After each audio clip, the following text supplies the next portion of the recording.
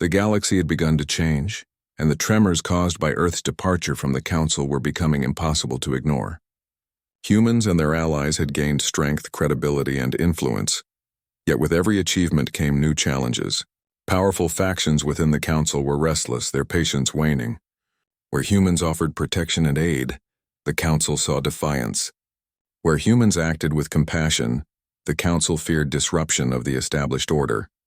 Captain Alara Voss stood on the bridge of the Aurora, overlooking a convoy of Allied ships moving through contested space.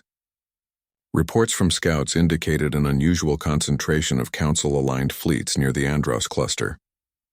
It was more than mere observation. These fleets were positioning strategically, creating a blockade that threatened to isolate the colonies humans had sworn to protect. "We expected resistance," Alara said, her voice steady. "But this is more than caution. The Council is testing our resolve. They want to see if we will yield, or if we will act according to our principles." Commander Lyra Tun, standing beside her, frowned at the holographic display. "It's a significant force, Captain. If they decide to act aggressively, our coalition may be stretched thin. The Andros cluster is key to our supply lines. Losing it could set us back months." Alara's gaze hardened. "Then we make them understand that humanity does not compromise on lives. Our strategy is not to provoke, but to protect, and we will show them that strength lies not only in fleets, but in conviction and unity." Human engineers, medics, and diplomats worked alongside Korathi, Zelari and Zelari teams fortifying colonies in the cluster. They repaired damaged stations, reinforced defensive systems, and trained local populations in survival strategies. Every act of aid was a message. Humans would not abandon life, even in the face of overwhelming opposition. The first direct encounter came as expected. A Council frigate entered the sector, its weapons systems activated and sensors scanning aggressively. Alara called a fleet meeting, her voice calm but authoritative. "We do not initiate hostilities. Our mission is protection, not aggression. Engage only if necessary to defend life." The humans maintained formation, signaling their intent clearly. The Council vessel hesitated, recognizing that these humans were unlike any other species they had faced. Where others might retreat under pressure, humans held firm, their actions deliberate and unwavering. The Council sent a message through secure channels, their tone more demanding than before. "Withdraw immediately. Your actions violate Council authority. Compliance is required to prevent escalation." Alara responded without hesitation. "We are not violating authority. We are upholding life. If protecting the helpless is a violation, then humanity accepts that. We will not abandon those who cannot defend themselves." The Council officers paused, realizing that words alone would not sway the humans. They began to appreciate, reluctantly, that human strength was not measured in firepower or political influence, but in courage, ingenuity, and unwavering principle. Despite the tension, humans did not act recklessly. Scouts monitored Council movements, diplomatic channels remained open, and allies coordinated seamlessly. The Andros cluster's colonies were safe, reinforced, and fully operational. The Council had anticipated fear and hesitation, but found only methodical resolve. Humanity's coalition demonstrated that courage, unity, and careful planning could match or even exceed conventional power. Meanwhile, whispers spread across distant sectors. Some smaller civilizations, previously loyal to the Council out of habit or fear, began questioning their allegiance. If humans could defy the Council and still protect life, why should other species submit blindly? The simple act of principle sparked curiosity, admiration, and even rebellion among the overlooked and marginalized. Not all humans were free from doubt. Discussions aboard the Aurora were often long and intense, balancing the need for action with caution. "We cannot underestimate the Council," Lieutenant Rian Cortez reminded the officers during one planning session. "They have resources we cannot match. They could cut off supplies or manipulate allies against us." Alara nodded. "We will not underestimate them, but we also will not compromise our values. Strength without principle is meaningless. Every decision we make must protect life and inspire trust." Then the unexpected happened. Sensors picked up a Council strike group approaching a colony on the outskirts of the cluster. Their intent was clear: intimidate, isolate, and pressure humans into submission. Alara immediately coordinated with Allied ships, ensuring civilians were evacuated, defenses were reinforced, and escape routes secured. Humans moved with precision, calm in the face of danger, as if every act of preparation were a test of courage rather than power. The Council ships opened communications with a stern warning. Cease these actions or face consequences. Withdraw or risk conflict, Alara replied firmly. We will not abandon innocent lives. Conflict is unnecessary if principles guide action. Humanity acts to protect, not to conquer. We ask only that you respect the right to life. The Council officers were silent, unprepared for a response that refused both fear and aggression. Humans had not threatened, they had not provoked, but their steadfastness carried a weight no fleet could ignore. Lives were saved not by weapons, but by courage and careful planning. Alliances had been strengthened, morale among colonies had risen, and humans had demonstrated that principled action could alter the galaxy without firing a single shot. During the crisis, Alara led a small team to the threatened colony, working alongside engineers, medics, and local volunteers. Every repaired life support system, every medical treatment, and every evacuation was a quiet victory against intimidation. The Council's forces maintained distance, aware that direct confrontation would tarnish their reputation and expose their limitations. By the time the crisis passed, the Andros cluster was secure. Colonies were thriving, civilians were safe, and humans had once again proven that they did not act for glory, profit, or power. They acted for life itself. The ripple effects reached farther than anticipated. Reports of human actions spread across the galaxy, inspiring both allies and independent worlds. Even factions previously loyal to the Council began to reconsider their positions. The narrative was clear. Humans could be counted on not because they were the strongest, but because they were principled, resourceful, and unyielding in their commitment to protect life. Alara reflected on the broader implications. Humanity's trial was not just in protecting colonies or facing the Council. It was in demonstrating that courage, ingenuity, and compassion could shift perceptions, alliances, and even entire political systems. Every act of bravery, every careful decision, every rescued life became part of a growing story that the galaxy could not ignore. In the quiet moments, Alara walked along the observation deck, watching stars drift by. She thought of the colonies, the Allied fleets, and the countless lives humans had touched. The path ahead would be challenging. The Council would not yield easily, and rival factions could strike unpredictably. Yet humanity had proven a simple truth. Principle could be stronger than fear, and courage could inspire change. A Karathi officer approached her. "Captain," he said, "your people are remarkable. Others rely on power, intimidation, or manipulation. You rely on principle, and that is why the galaxy watches. That is why allies follow you." Alara smiled, though her expression carried the weight of responsibility. "We do not seek recognition," she said. "We seek to protect life, inspire trust, and uphold what is right. That is enough." The trial of humanity was far from over. The Council would continue to test, to threaten, and to challenge. But humans had shown that principle, courage, and careful action could meet any test. The galaxy had begun to shift subtly but undeniably toward a new order, one where life, trust, and unity mattered more than politics and fear. And humanity, small but unyielding, would continue to lead the way. The galaxy had begun to change in ways that no one, not even the Council, could fully predict. Humanity's departure had sparked a ripple, and the consequences were unfolding across countless systems. Captain Alara Voss stood on the bridge of the flagship Aurora, observing the quiet glow of distant stars. The crises of the Andros cluster were behind them, and yet the work of shaping a new era had only begun. The Council's fleets had withdrawn from direct confrontation, but the tension remained palpable. Diplomats from various civilizations approached humans cautiously, curious and tentative, unsure whether to align with this rising power or resist it. Humanity's coalition, meanwhile, had grown stronger. The Karathi had committed additional fleets, the Solari offered their unmatched navigational expertise, and the Zalari contributed advanced medical technology. Small independent systems that had long been ignored by the Council now reached out, seeking guidance and protection. Alara addressed her officers in the strategy room. "The galaxy is watching," she said. "Every action we take sets an example. We are not seeking power, wealth, or conquest. We are shaping a system built on principle, trust, and cooperation. We must continue to act decisively, but with integrity. Commander Lyraton studied the holographic map of Allied systems. Many smaller civilizations are already shifting allegiance. They see what we do and they want to follow, not because they fear us, but because they trust us. Ilara nodded. That is the foundation of true strength. Influence built on fear collapses when tested. Influence built on trust endures.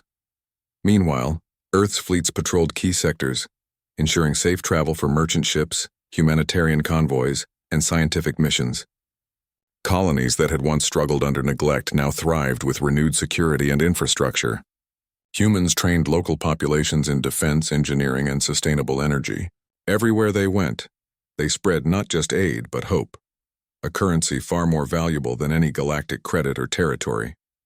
The Council, once confident in its authority, now faced a dilemma. They could no longer enforce obedience through intimidation alone. Their decisions were being challenged not by force, but by example. The humans' ability to inspire loyalty, save lives, and forge alliances had undermined centuries of rigid control. In the Outer Rim, a small system once ignored by the Council now flourished under human guidance. Its capital planet Arvin had suffered from resource shortages, pirate raids, and environmental collapse.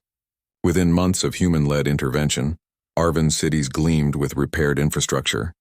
Its citizens fed, educated, and empowered. Local leaders spoke openly of gratitude and admiration for the humans who had arrived uninvited, yet stayed until every problem was addressed. One evening, Ilara received a secure transmission from Arvin's governor. Captain Voss, your actions have changed our world. You do not command, you guide. You do not conquer, you protect. The galaxy is beginning to see the truth. Humans are not just a species, they are a force for hope. Ilara allowed herself a small, tired smile. This was what she had envisioned. Not domination, but example. Not fear, but inspiration. Not politics, but principle. Humanity's path was not easy, but it was enduring. Even as triumph spread, challenges arose. Several council-aligned factions refused to recognize humanity's influence. They attempted trade embargoes, misinformation campaigns, and minor skirmishes along disputed hyperspace lanes. Yet every challenge was met not with aggression for its own sake, but with strategic and moral clarity. Humans protected those in danger, restored systems to stability, and mediated conflicts with fairness.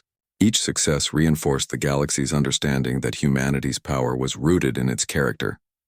In a meeting with allied leaders, Ilara addressed the growing coalition.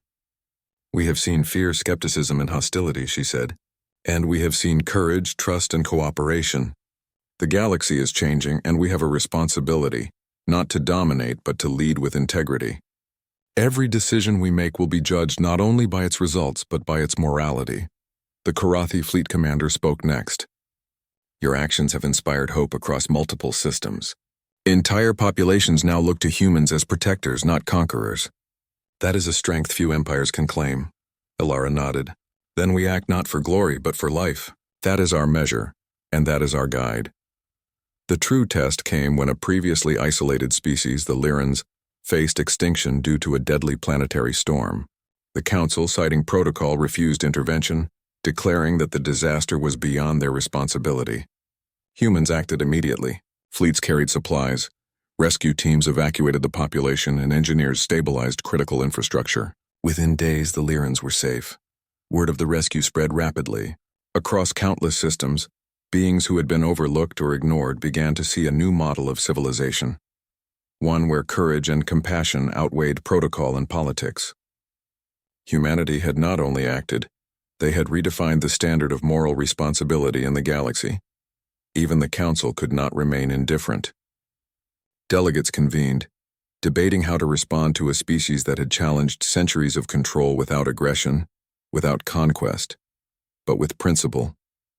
Some argued for reconciliation, others for intimidation, and a few quietly acknowledged that humanity had created a new standard for interstellar conduct. Ilara, ever pragmatic, prepared for any outcome. She knew the Council might attempt political maneuvers, sabotage, or coercion, yet she also knew that humans did not act for fear or power. They acted for life. That consistency, above all else, gave humanity strength unmatched by weapons or bureaucracy. In the quiet of the Aurora's observation deck, Ilara reflected on the journey. The departure from the Council, the creation of alliances, the protection of colonies, all had been guided by a single principle. Life mattered. And through this principle, humans had reshaped the galaxy's perception of what it meant to be powerful. The final gesture of the trial came when the Council invited human representatives to a formal discussion. Not to rejoin, but to acknowledge humanity's achievements. Ilara's message was simple. We do not seek dominion. We seek cooperation based on trust, courage, and compassion. That is the legacy we offer, and the galaxy may choose to follow it or not. As humans returned to Earth, the stars themselves seemed to shine a little brighter, reflecting hope, unity, and the promise of a new era. Colonies were secure, alliances strengthened, and the principles that had guided humanity from the beginning, courage, ingenuity, and care, were now admired across the galaxy. And so, a new order began. One where life was valued above politics, where courage inspired change, and where a small, unyielding species from a blue planet had reminded the galaxy that power was not measured in fleets or firepower, but in principle and action. The Council had trembled when Earth left, but humanity's true legacy was not fear, it was hope. The galaxy had begun to follow a new path, and at its heart stood humans, unwavering, principled, and determined to protect life wherever it was threatened. The journey ahead would be long, filled with challenges, but the foundation had been laid.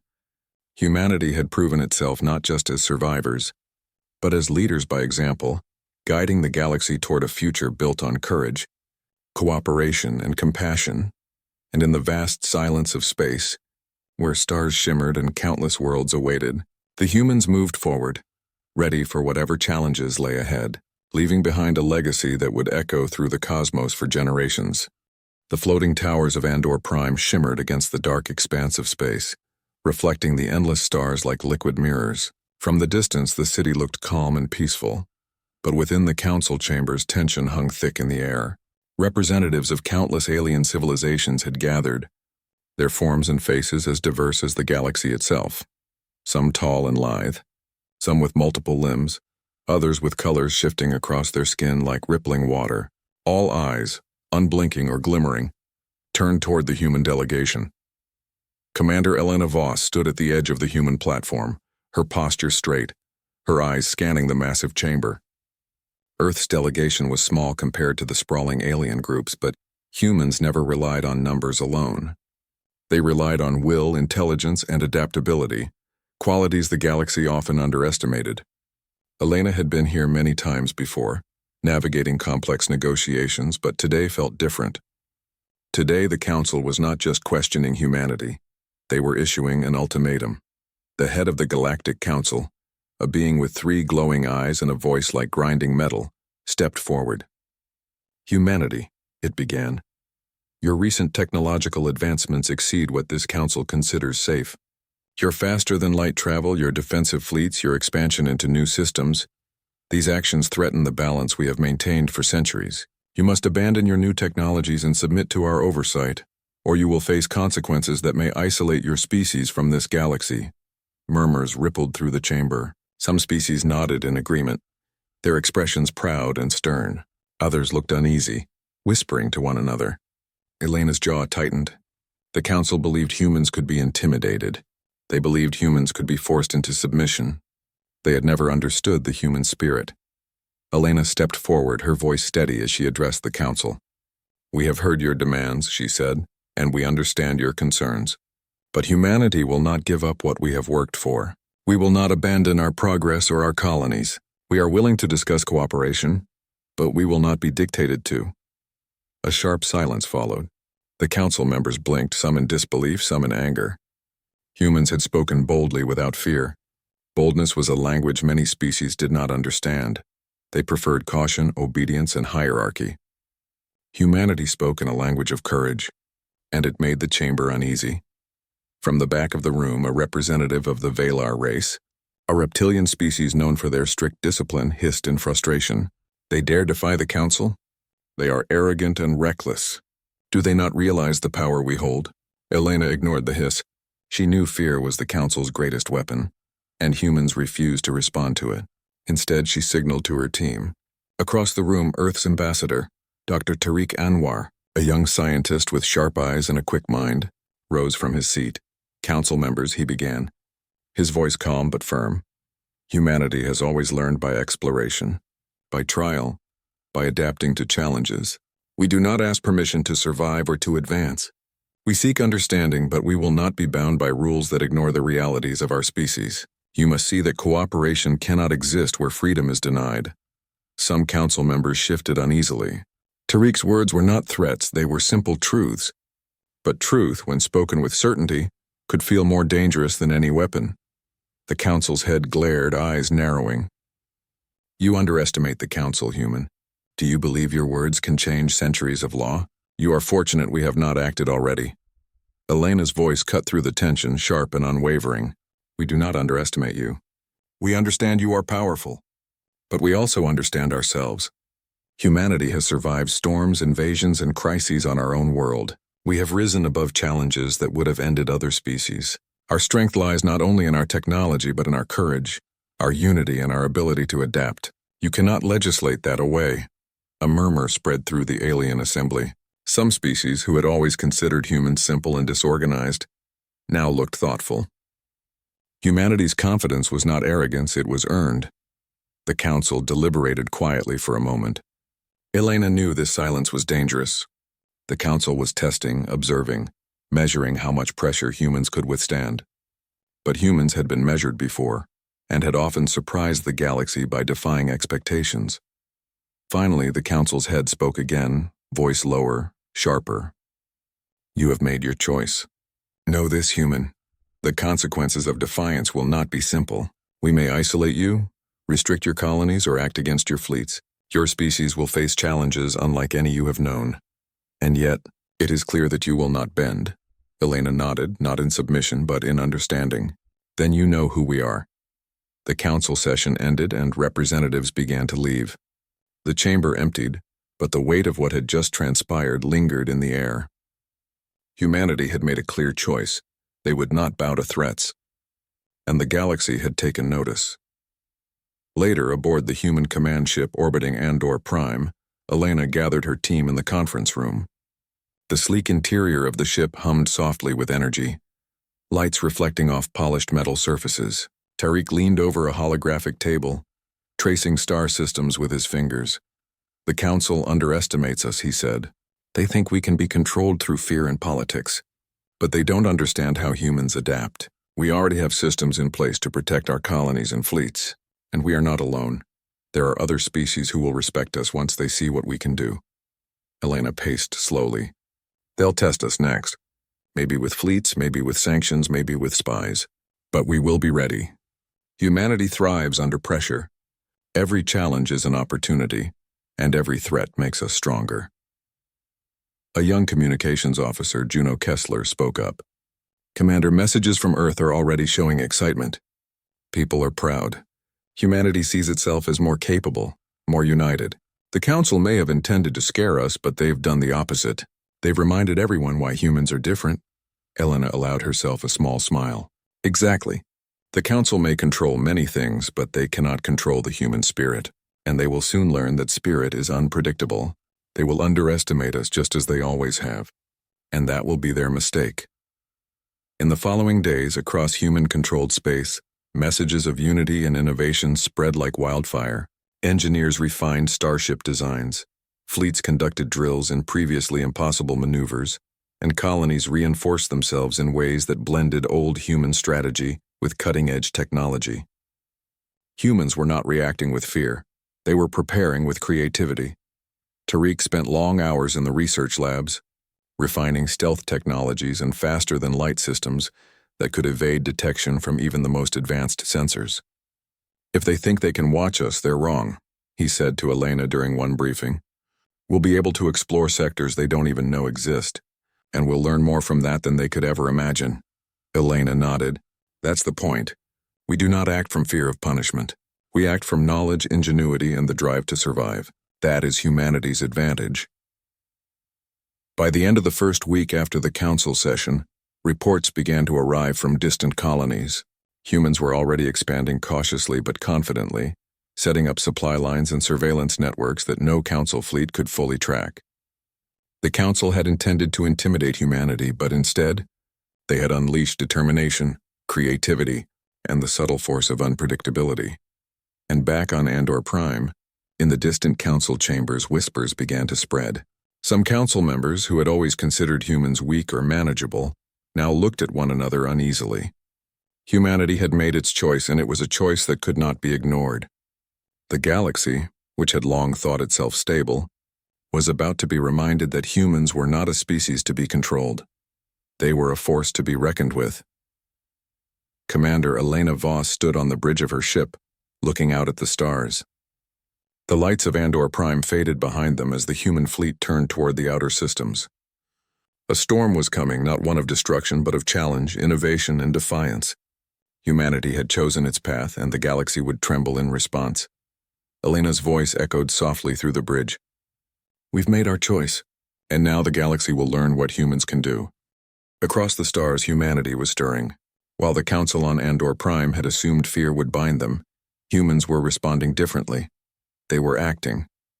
From the bustling orbital stations around Mars to distant colonies on icy moons at the edge of the Sol system, humans began preparing quietly, but efficiently. Each colony, though isolated by light years of space, shared one idea: survival and growth were not crimes. In the command center of Lunar Station Alpha, Lieutenant Commander Rena Sato monitored incoming transmissions from remote mining colonies. The holographic displays showed ships moving along predetermined routes, cargo modules in transit, and signals being scrambled to avoid alien detection. "They think they can watch us," Rena said, her voice calm. "But they have no idea how connected we are. Every fleet, every colony, every outpost is ready." Her second-in-command, a young strategist named Malik Reyes, nodded. "It's not just readiness. It's adaptation. Every route we plan, every maneuver we train, every defense system we upgrade is unpredictable to them. They rely on patterns. Humans don't follow patterns, they create them." Meanwhile, deep within the research labs of Titan Colony, Dr. Tariq Anwar was busy with the latest prototype, a stealth propulsion system capable of moving entire fleets through uncharted sectors of space without being detected. The system wasn't just advanced technology. It was a symbol of human ingenuity. "Stealth is not enough," Tariq said to his team, tapping a holographic display showing an alien fleet scanning patterns. "We need to think ahead, anticipate their reactions, and adjust in real time. If they send spies, we mislead them. If they send fleets, we adapt faster than they can react. Predictability is their weakness. Humanity's strength is unpredictability." Back in the Sol system, human fleets conducted exercises that were both disciplined and inventive. Ships darted in complex formations, coordinated by artificial intelligence that learned from every move, while pilots practiced daring maneuvers inspired by centuries of naval history. Small teams worked in synchronization, improvising when unexpected challenges appeared. Commander Elena Voss observed the training from the bridge of the flagship Aurora. Her eyes followed a formation of small craft weaving through asteroid fields with precision. "Humans are like water," she murmured to her aide. "We take the shape of the challenge, we flow around obstacles, and we never stop moving. That is something no Council plan can control." In another sector, scouts returned with reports of alien observation posts. Humans had expected these and had left decoys, simulated colonies and false communications designed to mislead anyone listening. The Council thought it could isolate humanity, but humans had already predicted the attempt. Every colony and fleet acted in harmony, a web of activity that was both defensive and forward-looking. Not all humans were in positions of command or research. Ordinary citizens played their roles as well, reinforcing the resilience of human society. Colonists on distant planets strengthened infrastructure, improved resource management, and shared innovations with one another. Every step of preparation, from engineering to communication, contributed to a growing network of defiance. On the political front, human diplomats reached out to other species. Some of these species had grown uneasy with the Council's heavy-handed approach and were curious about humanity's boldness. A delegation of human envoys traveled to the neutral star system of Varus, where they offered knowledge, trade, and cooperation. Humans did not demand obedience. They proposed partnerships. The message was clear. Humanity was not reckless but calculated, capable, and willing to work for mutual benefit. This dual strategy, defensive preparation at home and proactive diplomacy across space, began to unsettle the Council. Reports of humans outmaneuvering alien spies, successfully defending minor colonies, and negotiating technology-sharing agreements with neutral species reached the chambers of Prime. Some Council members whispered among themselves, questioning whether their original approach had been wise. Back on Lunar Station Alpha, Rina Sato convened a strategy session. Holograms of star systems rotated in the center of the room, displaying known patrol routes, alien fleets, and human assets. "We're not just defending," Rina explained. "We're testing, learning, and teaching at the same time. Every engagement, every movement, every drill improves our understanding. We're not predictable. They can't calculate our next move," Malik added. "Even if they try to blockade the Sol system, they'll find that human colonies are dispersed, prepared, and connected. Isolation is impossible. We've turned our vulnerability into a strength." In the labs of Titan, Tarek's team achieved a breakthrough. The stealth system was now capable of masking entire fleets while allowing them to navigate previously unexplored regions. "We can move through sectors no one even knows exist," Tarek said, a hint of excitement in his voice. "We're not just avoiding the Council. We're discovering possibilities they cannot imagine. That is humanity's edge." Meanwhile, civilians and soldiers alike were inspired by the growing tales of human ingenuity. On communication channels, messages of courage, strategy, and creativity spread across light years. Young pilots shared tactics, engineers exchanged modifications, and ordinary citizens sent support in the form of supplies, research, and encouragement. The sense of unity was palpable. Humans were not acting as isolated colonies but as a single species bound by purpose and vision. In one particularly daring move, a small fleet led by Lieutenant Commander Sato conducted a simulated raid on a derelict sector, testing the stealth and maneuvering capabilities of the new system. Alien observation drones were present, expecting standard patterns of movement. Instead, the human fleet appeared in unexpected positions, changed formation mid-flight, and vanished before the drones could report accurate coordinates. When the Council received the reports, confusion and alarm spread. The humans had anticipated the observation, learned from it, and turned it into an exercise in tactical superiority. Commander Elena reviewed the reports with satisfaction. "This is only the beginning," she said. "Every test, every exercise, every innovation strengthens us. The Council believes fear can control humanity, but they are wrong. Curiosity, courage, and creativity cannot be legislated away." Tarek, joining her on the bridge, added, "And we're just scratching the surface. Imagine what we can do when we fully explore sectors beyond their reach. Every new discovery is not just knowledge, it's leverage. Humanity has already changed the game, and they haven't realized it yet." By the end of the first month following the Council's ultimatum, humanity had achieved several milestones. Fleets were stealth-capable, colonies were fortified, and diplomatic relations with neutral species had begun to expand. Intelligence networks monitored alien activity, providing early warnings and preventing potential attacks. The Council had expected submission, but they had received something entirely different. A species united, resilient, and daringly inventive. Even within the Council chambers on Prime, concern was growing. Some member species had begun questioning whether aggressive enforcement was wise. "Perhaps we underestimated them," one counselor murmured to another. "They are not reckless, they are calculating. And their adaptability, it is unlike anything we have faced before." In the midst of all this, Elena maintained her calm, knowing that confidence and preparation were humanity's true strengths. "We are not merely responding to threats," she said in a briefing to her officers. "We are demonstrating what humans can do. Every action, every innovation, every move across space is proof that humanity cannot be ignored, cannot be controlled, and will not submit to fear alone. That is our defiance. That is our strength." And so humanity continued to rise in defiance. Every colony, every fleet, every research lab became a testament to ingenuity, courage, and unity. The Council had expected intimidation, but humans had turned it into opportunity. The galaxy, vast and ancient, had witnessed countless species rise and fall. Now it was learning a lesson about the unpredictability and resilience of humans. From the command bridge of the Aurora, Elena gazed at the stars stretching infinitely ahead.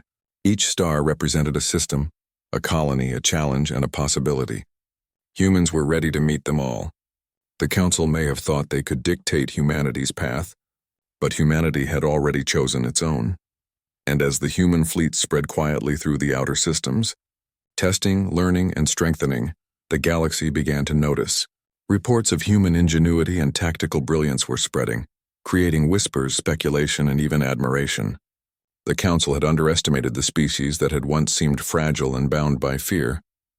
Now, humanity was proving that it could not be contained. Elena's final thought as the fleet moved through the darkness of space was simple but resolute. They will try to stop us. They may even strike, but no one can predict what humans will do next, and that is our greatest advantage. The calm of deep space was deceptive. Beyond the glimmering stars and the void that seemed silent, tension crackled like electricity. The Council, frustrated and wary after humanity's bold defiance, had decided to act. A fleet of elite enforcers, the pride of the Council's military power, was dispatched to blockade the Sol system.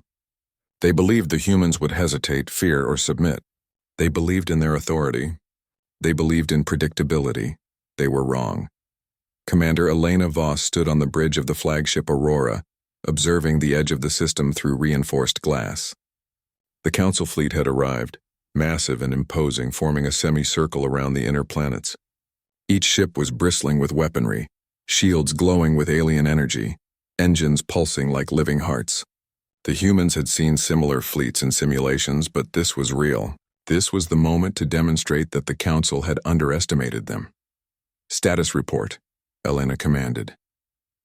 Lieutenant Commander Rina Sato, standing at the tactical console, responded. "Council fleet approaching. Sensors show advanced energy shields and long-range weapons. Their formation is tight, but our scouts have detected weaknesses at the midpoints of the flanks." Elena nodded. "Prepare the fleet. Use the stealth arrays, deploy drone formations, and ready our decoy patterns. We're not just defending, we're demonstrating what humanity can do." Across the human command network, fleets from Mars, Titan, and distant colonies coordinated silently. Humans had learned that the Council relied on rigid protocols, predictable maneuvers, and an assumption that humans would panic under pressure. Humans would exploit these assumptions, turning them into strength. In the first moments of engagement, Council ships unleashed their initial salvo, blinding energy beams streaking through space designed to overwhelm human defenses. Yet the human fleets moved differently from anything the Council anticipated. Small craft weaved through asteroid fields, drones split off into decoy formations, and main ships adjusted their shields and weapons in real time. Every move was adaptive, every response unexpected. Tariq Anwar, monitoring the battle from the communications hub of the Aurora, called out, "They expect fear, confusion. Give them precision, give them unpredictability. Use the stealth systems to split their attention." Human pilots executed daring maneuvers that seemed reckless to any outsider, yet were calculated down to the smallest detail. One ship veered close to an asteroid, dodging energy beams, then reappeared behind the enemy flank. Another deployed a swarm of autonomous drones, each mimicking the signature of a larger ship, confusing the Council's sensors. The Council commanders were stunned. They had expected humans to react in panic, to falter under pressure, to be predictable. Instead, humans were fluid, adaptive, and inventive. Every attack was countered, every gap in defense exploited. On the bridge of the Aurora, Elena's expression was calm, but her eyes burned with determination. "Focus on defense and opportunity," she instructed. "We are not reckless. We are decisive. Every move is a message. Humanity will not be controlled." The battle continued for hours. Council ships attempted to regroup, sending heavy strike teams toward human colonies. Humans, however, had already anticipated these moves. Small groups of elite pilots intercepted the strike teams before they could reach their targets, using a combination of stealth propulsion, tactical diversion, and precise weaponry. Entire attacks collapsed before they could even land a blow. In one particularly daring maneuver, Rina Sato led a squadron through a narrow asteroid corridor. Council ships, unable to follow without colliding or damaging themselves, were forced to spread their formation. Human drones, programmed with advanced AI, swarmed the exposed midpoints of the Council fleet, forcing energy shields to overload. In minutes, the Council had lost control of the engagement. Back on Earth, civilians watched the live transmission with awe. Humanity was proving that creativity, courage, and adaptability were more powerful than brute strength. The broadcast showed pilots coordinating without hesitation, engineers recalibrating weapons in real time, and ships moving in patterns that seemed to defy logic. Ordinary humans were becoming symbols of extraordinary skill. The Council fleet, now aware that humans were not merely defending but actively controlling the battle, became hesitant. Commands were repeated, orders conflicted, and formations faltered. The predictable rigidity that had always served them well in interstellar conflicts was now a weakness. Humanity's unpredictability was the greatest weapon the Council had never prepared for. Tariq, eyes scanning the battle through augmented displays, called out, "Their confidence is faltering. Focus on precision strikes, not destruction. Show them what humans can do when cornered but unafraid." Elena made a decision. "Prepare the Aurora for a flanking maneuver. We will divide their attention. Send half the fleet through the northern corridor using stealth arrays. The other half will feign retreat, drawing them closer to our defenses." The maneuver worked flawlessly. Council ships followed the apparent retreat, only to find themselves surrounded on three sides.